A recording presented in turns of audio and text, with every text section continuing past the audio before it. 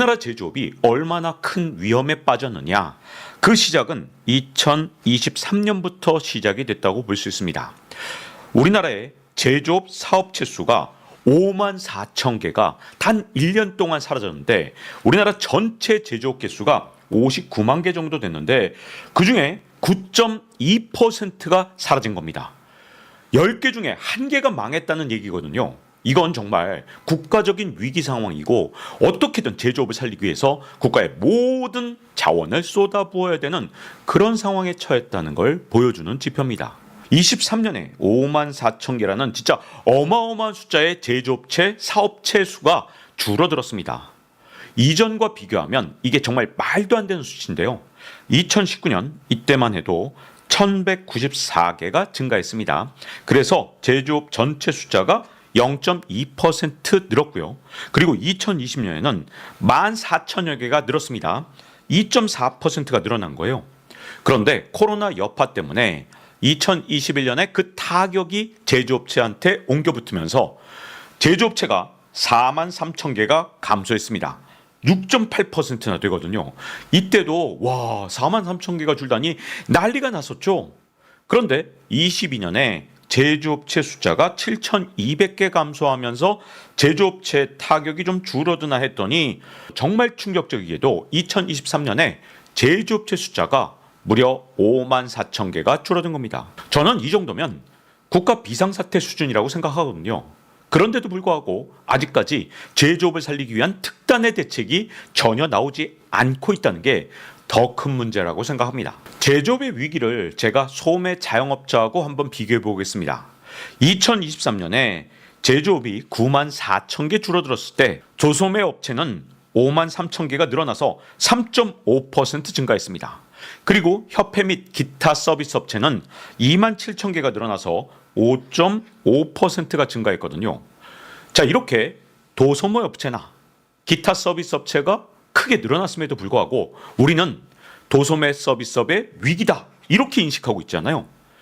그런데 제조업은 무려 9만 4천 개가 줄어들었으니까 제조업이 얼마나 심각한 위기에 빠졌는지 이 숫자로 모든 게 드러나고 있다 이렇게 볼 수 있는 거죠. 우리나라는 수출로 먹고 사는 나라인데 제조업의 위기는 심각한 문제라고 볼 수밖에 없습니다. 그러면 2024년에는 회복될까요?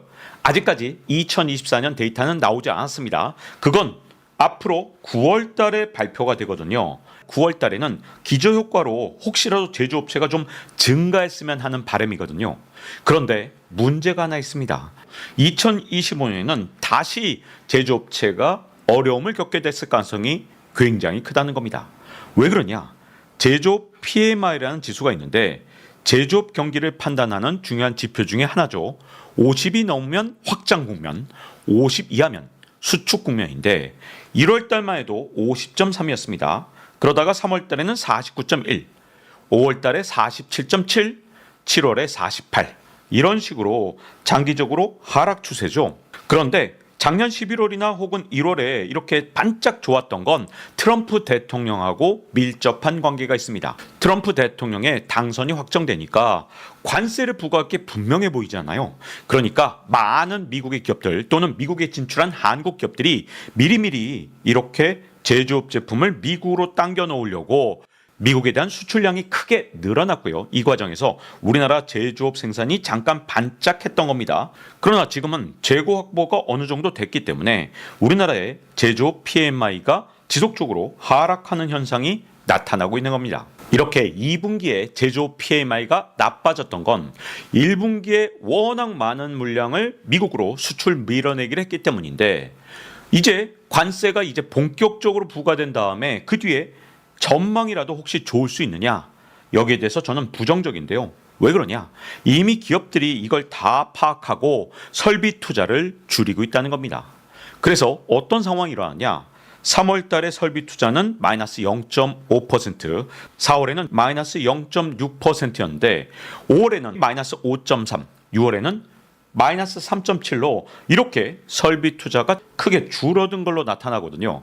그만큼 기업들이 앞으로의 전망을 어둡게 보고 있는 거고 설비 투자가 줄어들면 이게 나중에 우리나라 경제에 장기적으로 안 좋은 영향을 미칠 수 있다는 그런 지표가 될 수밖에 없습니다. 사실 한국의 제조업 몰락은 단기적인 현상이 아니거든요. 구조적이고 장기적인 추세로 한국의 제조업이 계속해서 몰락의 길을 가고 있는데 그 원인은 크게 네 가지로 나눌 수 있습니다. 일단 대외 요인이 총 두 개인데요. 중국이라는 거대한 제조업 블랙홀이 생긴 거, 어쨌든 중국 때문에 한국의 제조업이 아주 심각한 위기에 빠졌고요. 그리고 두 번째는 미국의 보호무역주의와 제조업 약탈 정책 때문에 한국의 제조업 생태계가 크게 위축되고 있다는 겁니다. 여기까지는 대외 요인이기 때문에 우리가 어떻게 하기가 정말 어려운 상황이긴 하지만 그래도 악화된 대외 요인 이 환경 하에서 최선을 다해서 대한민국의 산업을 지키기 위한 그런 노력들을 해야 되거든요. 그런데 그런 노력조차 하지 않는다. 그러면 당연히 제조업이 더욱더 빠른 속도로 붕괴되고 수출로 먹고 사는 우리 대한민국의 미래가 위협받을 수밖에 없거든요. 자, 이런 상황에서 대내 요인도 만만치가 않습니다. 첫 번째는 고령화와 혁신의 지연 그리고 제조업 비용의 증가라는 문제가 있고요. 그리고 두 번째 문제는 대내 요인으로 세계는 제조업 육성 정책을 쓰는데 한국은 지금 여전히 과거에 매몰돼서 옛날에 하던 방식대로 열심히 하자 이런 방식으로 정책을 집행하고 있거든요.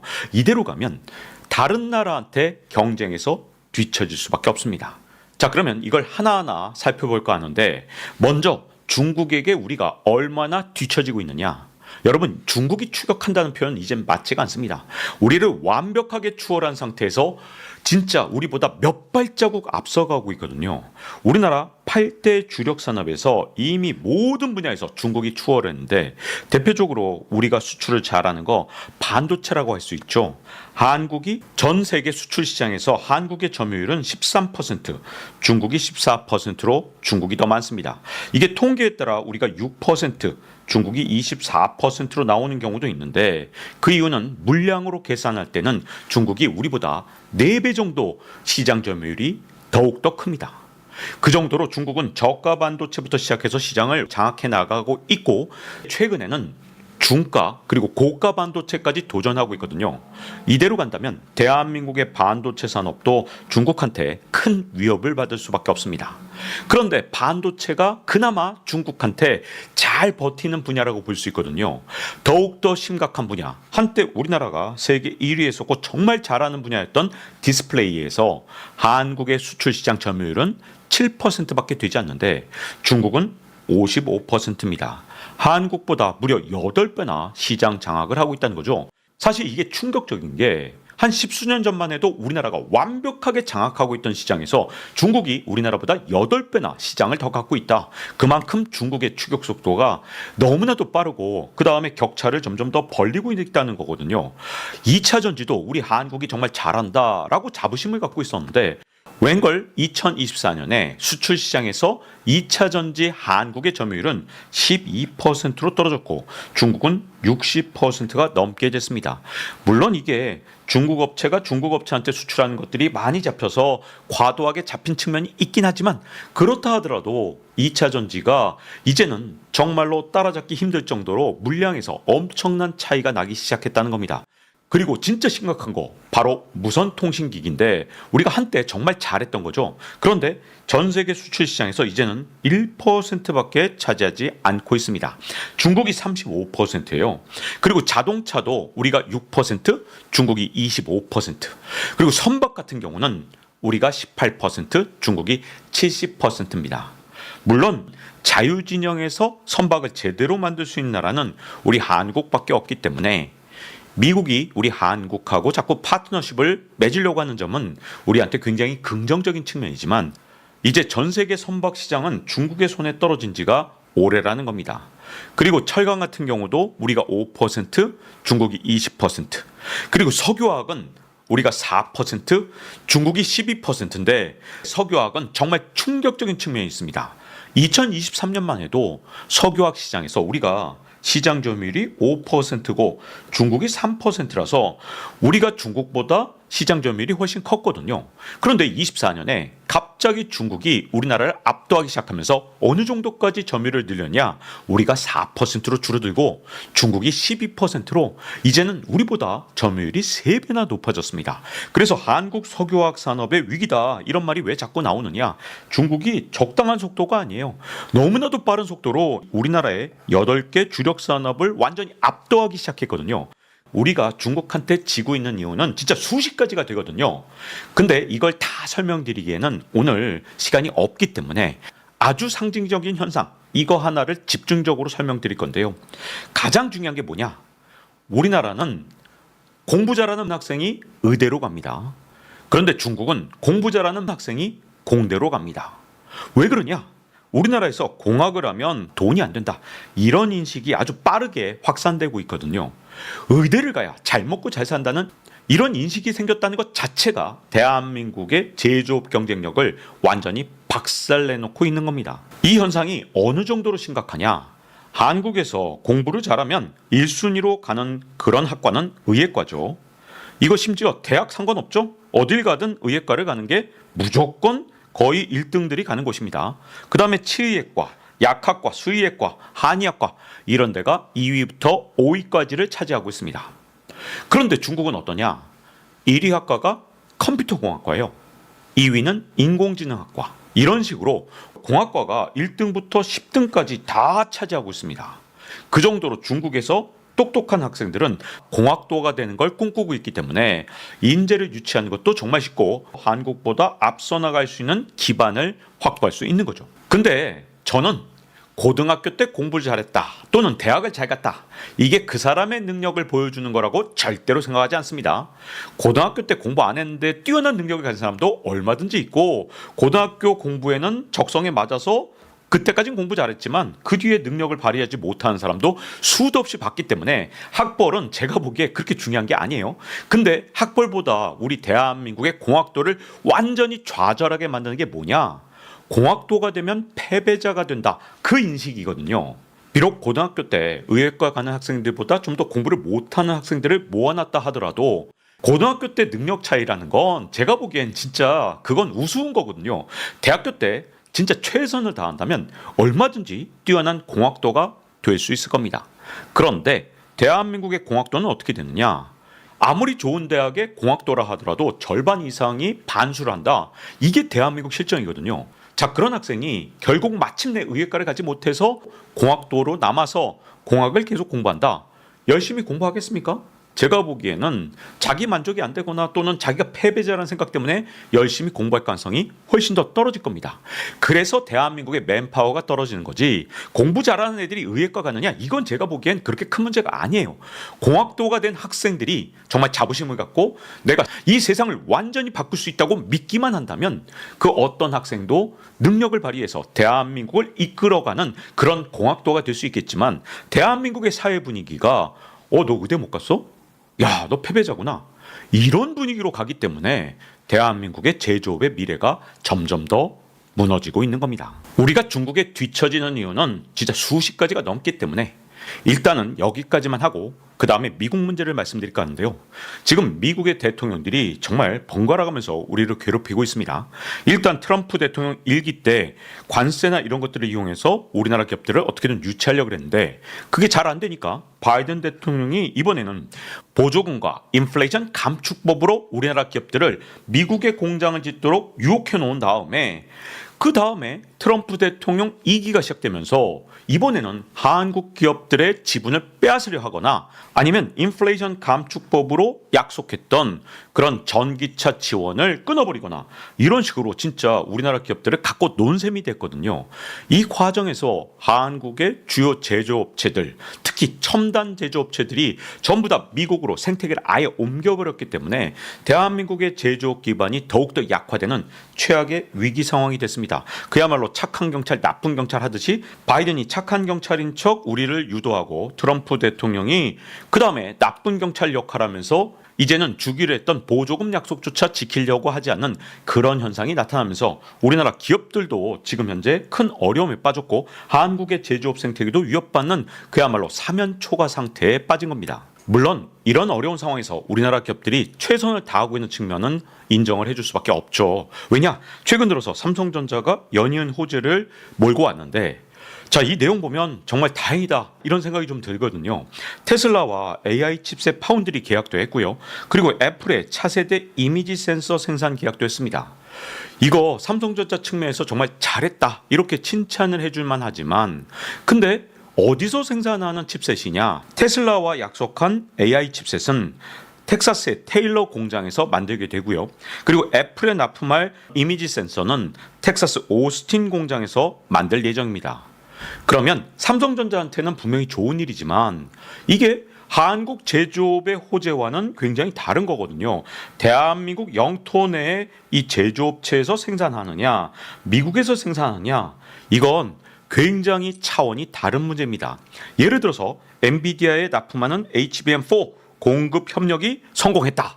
이건 대한민국의 평택 캠퍼스에서 만드니까 대한민국 제조업 생태계에 아주 큰 도움이 되겠죠. 하지만 미국에 진출한 공장에서 만들게 되면 이미 한국의 제조업 생태계와 상당히 분리된 그런 생태계에서 만드는 거기 때문에 대한민국의 국가 차원에서는 아주 큰 도움이 되는 건 아니거든요. 그래서 앞으로 중요한 게 뭐냐? 핵심은 한국 내 제조 기지를 유치할 수 있느냐 없느냐. 이게 대한민국의 거국적인 시각에서 제일 중요한 겁니다. 자, 이렇게 대외적으로 한국의 제조업이 얼마나 어려움에 처했느냐 두 가지 요인을 살펴봤잖아요. 근데 이게 대내적으로도 아주 심각한 문제들이 있습니다. 대내적인 약점, 그 첫 번째는 대한민국의 고령화와 혁신의 지연, 그리고 제조업 비용의 증가, 이런 문제들이라고 할 수 있는데, 이건 대내적인 문제이기 때문에 우리 스스로 분명히 바꿀 수가 있고요. 개혁을 하면 됩니다. 새로운 혁신에 도전하면 됩니다. 근데 일단 첫 번째 문제, 제조업에서 일할 청년이 없다는 겁니다. 청년들의 절대 숫자가 줄어들었죠. 근데 이 문제는 앞으로 출산율이 회복된 다음에 최소한 20년이 지나야 회복되는 문제이기 때문에 단기적으로 갑자기 제조업 전사들을 육성하기는 힘듭니다. 그러나 이 한정된 청년으로 모든 청년들이 의대만 선호하는 이런 상황, 이것만은 바꿔야 되거든요. 그리고 공부를 가장 잘하는 학생이 의대 가는 거, 이거는 제가 보기에는 큰 문제가 아니에요. 고등학교 때 조금 더 공부 잘했는 게 아니야. 이걸로 그 사람의 능력이 좌우되는 게 아니기 때문에 공대로 간 학생들이 충분히 자부심을 가지고 끝없이 도전할 수 있는 그런 환경만 만들어낸다면 이게 대한민국 미래에 가장 중요합니다. 근데 이거 할 수 있어요. 당장 중국이 그런 계획들을 지금 실천에 옮기고 있는데, 대표적으로 공대 전사들을 만드는 그런 천인 계획이라든가 아니면 중국의 온갖 여러 가지 공대 학생들을 우대하는 정책들, 이런 중국의 정책만 도입해도 우리 대한민국의 공대 학생들의 자부심도 높아지고 새로운 도전을 끝없이 할 수 있는 환경을 만들어낼 수 있을 겁니다. 이 문제도 제가 지식한 방에서 앞으로 더 자세히 제가 다룰 거고요. 근데 여기에 또 하나 대한민국의 아주 심각한 장애물이 있는데, 대한민국은 혁신에 대한 보상이 거의 없는 나라입니다. 여러분, 이게 기업 내부에서도 그렇고요. 시장에서도 그렇습니다. 기업 내부에서는 왜 이렇게 됐냐? 모든 기업들이 이제 관료화가 된 거예요. 그래서 기업 내부에서 뛰어난 아이디어가 나오면 이게 그 아이디어를 낸 사람한테 그 모든 인센티브가 다 돌아가서 그런 사람들이 돈을 엄청 버는 그런 시스템이 만들어져야 되는데, 이게 계속해서 층층 시한 겁니다. 위로 올라가면서 공적이 위쪽에 뭐 상무한테 넘어간다든가 부장한테 넘어간다. 그러면 어떤 뛰어난 과장이 자기 아이디어를 그냥 기업에 제출을 하겠습니까? 그러니까 아이디어를 낼 수 있는 충분한 능력을 가진 사람들이 자기 아이디어를 숨겨놓거나 또는 그런 아이디어를 내는데 시간을 쏟지 않는 그런 기업 내부의 관료화가 만들어졌다는 겁니다. 당장 옆 나라 중국만 해도 기업에서 내부에서 아이디어를 내면 그 사람한테 인센티브를 주거든요. 심지어 공산주의도 그렇게 하는데, 우리가 진정한 자본주의 국가라면 아이디어를 낸 사람한테 그 보상이 돌아가는 그런 인센티브 메커니즘을 확립해야 됩니다. 그리고 또 하나 중요한 게 혁신의 보상을 해주는 시장을 만드는 건데, 대한민국의 자본시장은 지금 혁신의 보상을 해주지 않고 있죠. 그러다 보니 우리나라에서 새로운 스타트업이나 유니콘이 좀처럼 등장하지 않고 있습니다. 미국의 1위부터 10위까지 기업들을 보세요. 전부 다 창업한 지 얼마 안 된 기업들이에요. 근데 우리나라의 1위부터 10위까지 기업을 보면 새로 창업한 기업보다 원래 있던 기업들이 더 많거든요. 그만큼 대한민국의 시장은 새로운 유니콘 기업을 만들거나 또는 새로운 1위 기업을 만드는데 굉장히 시스템이 낙후되어 있다는 겁니다. 시장의 시스템을 빨리 바꾸지 않으면 대한민국에서 도전하는 청년들이 이제 전부 다 실리콘밸리로 옮겨가려고 할 겁니다. 그리고 마지막 문제, 제조업 비용이 증가하고 있다는 건데 우리가 선진국이 되면서 인건비가 점점 더 올라가고 있죠. 그러면 거기에 맞춰서 생산성을 높여야 되고, 그리고 또 하나 문제가 있습니다. 에너지 가격을 어떻게든 낮춰야 됩니다. 앞으로 모든 생산 공정이 로보틱스로 바뀌어가는 과정에서 그 나라의 경쟁력을 좌우할 것은 에너지 가격이라고 볼 수 있죠. 그래서 어떻게든 에너지 가격을 낮추는데 정말 모든 노력을 다해야 될 겁니다. 그리고 국내적 요인으로 두 번째 문제는 바로 정부와 정책 당국의 문제인데요. 글로벌 환경이 완전히 바뀌었습니다. 그런데도 불구하고 기존의 정책 기조를 계속 유지해 간다. 이게 과연 괜찮은 정책인지 우리가 따져봐야 될 정책들이 정말로 많거든요. 그렇다면 지금 글로벌 환경이 어떻게 바뀌었느냐? 일단 G2, 즉 중국과 미국 같은 경우는 지금 힘으로 공장을 약탈하려고 하고 있습니다. 먼저 이런 나쁜 짓을 시작한 건 중국이죠.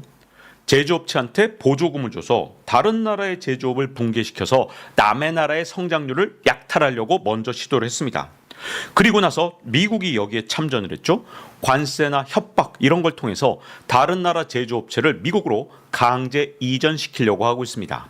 자, 이런 상황에서 G2가 아닌 나라의 생존 방법은 어떻게든 생산 설비 투자를 국내에 하도록 그런 환경을 조성해야 됩니다. 그러지 않으면 공장들을 전부 다 G2한테 뺏기거나 아니면 다른 경쟁 국가한테 공장들을 다 빼앗기게 되거든요. 제조 생산 설비를 다른 나라한테 뺏긴 나라는 성장 동력이 떨어져서 결국은 경쟁력이 크게 약화될 수밖에 없습니다. 그래서 앞으로 대한민국의 가장 중요한 정책은 G2의 공장 약탈 정책에 맞서서 대한민국의 제조 생산 설비를 지킬 수 있는 그런 정책이 정말 핵심 중에 핵심이라고 할 수 있습니다. 그런 측면에서 국내 상황만 놓고 보면 아주 좋은 정책도 글로벌 시각에서는 나쁜 정책이 될 수도 있거든요. 그래서 대한민국의 정책 집행자들이 다른 것보다도 글로벌 시각을 먼저 갖출 필요가 있습니다. 국내만 놓고 봐선 절대 안 돼요. 왜 그러냐? 글로벌 시각이 이제 제일 중요한 세상으로 완전 시대가 바뀌었거든요. 옛날에는 국내에서 좋은 정책이 국제적으로도 좋은 정책이었지만 이제는 완전히 분리된 세상으로 바뀌고 말았습니다.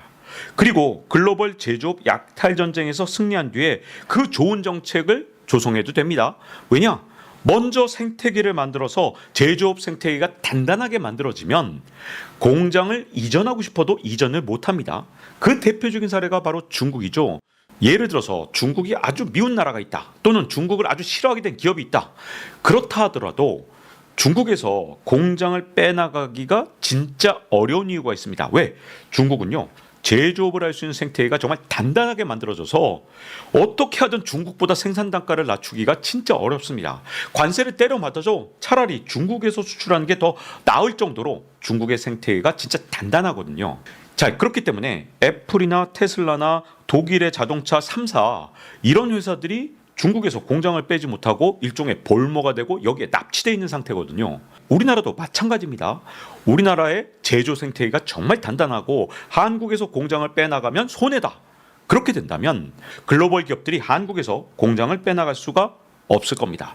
그리고 우리나라 기업들도 미국에서 아무리 협박하고 중국에서 보조금을 때려줘도 한국에서 생산하는 게 생태계가 있어서 훨씬 유리해 라고 생각을 하면 대한민국을 대표하는 제조업체들이 굳이 한국에서 공장을 빼서 다른 나라의 공장을 지을 필요가 없게 될 것이고, 그러면 청년들을 위한 진짜 질 좋은 직장들이 아주 많이 창출돼서 대한민국의 성장률도 높아지고 청년들의 삶도 개선되는 놀라운 도약이 충분히 가능할 거거든요. 그래서 어떤 정책부터 먼저 도입하느냐?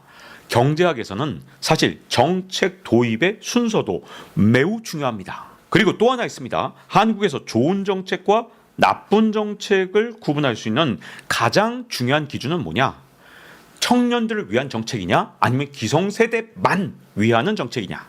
여기에 따라 좋은 정책과 나쁜 정책을 딱 나눠서 볼 수 있거든요.